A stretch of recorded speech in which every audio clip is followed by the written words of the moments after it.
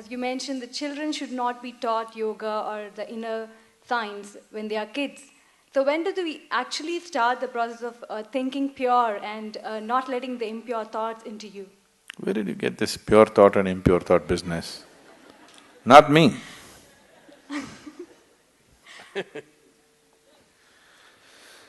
Thought, whatever kind of thought you have, whatever thought you generate on your mind is only coming from the data that has already been fed into you, isn't it so? You can use it, permutations and combinations of it and produce million varieties, but essentially thought is coming from the data that has already been fed into you. If you go about sifting in the mind, what is pure thought, what is impure thought, oh, you will go.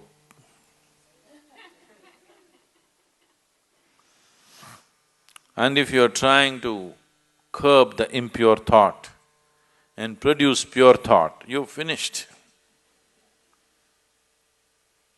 All the things that these so-called religions told people are sins,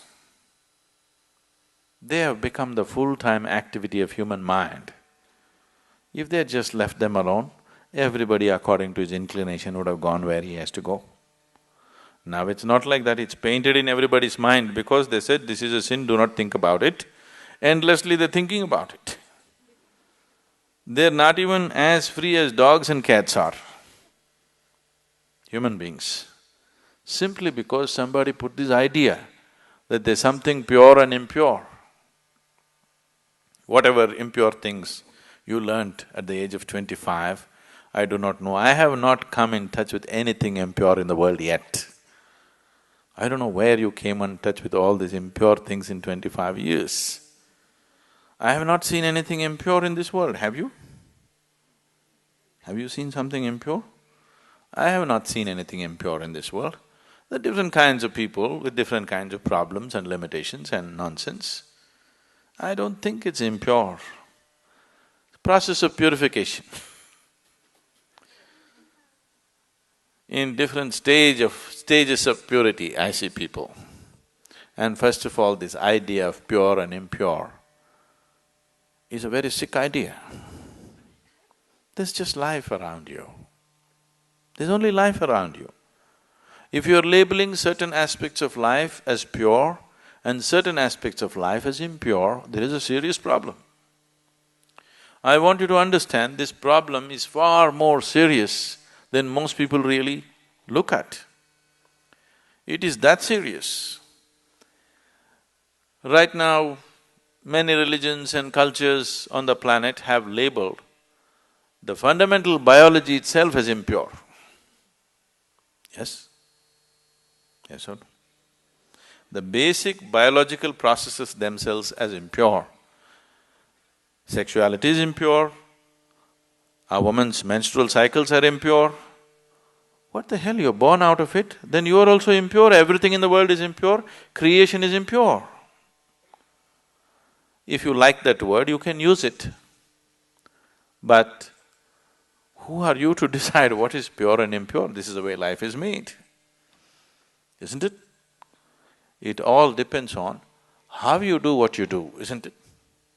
With how much awareness you approach it. The same things can become beautiful, the same things can become ugly, depending upon who is doing it and how he is doing it, isn't it so? Yes. Something as simple as eating.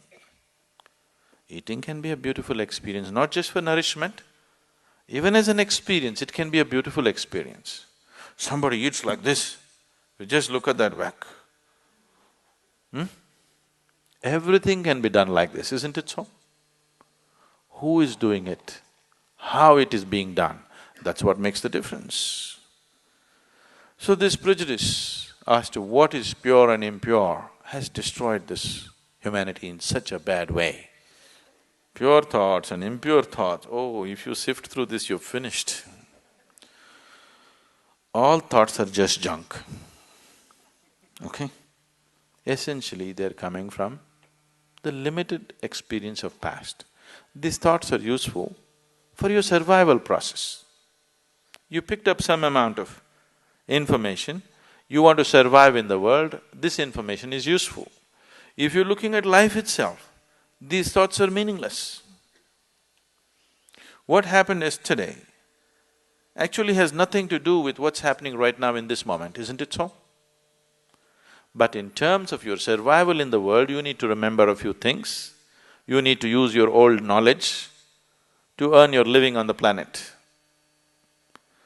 But in that, don't brand something as pure and impure. This can completely freak your life out. There's nothing pure, there's nothing impure. Life is just the way it is. It's for you to make it wonderful or make it ugly. Every aspect of your life. Yes? Every aspect of your life. You can either make it beautiful or you can make it ugly. If you're aware, you will make it beautiful. If you're doing things compulsively, you will make it ugly. Anything in your life, if you do it compulsively, it becomes ugly, isn't it so? If you do it consciously, it can be made beautiful, everything.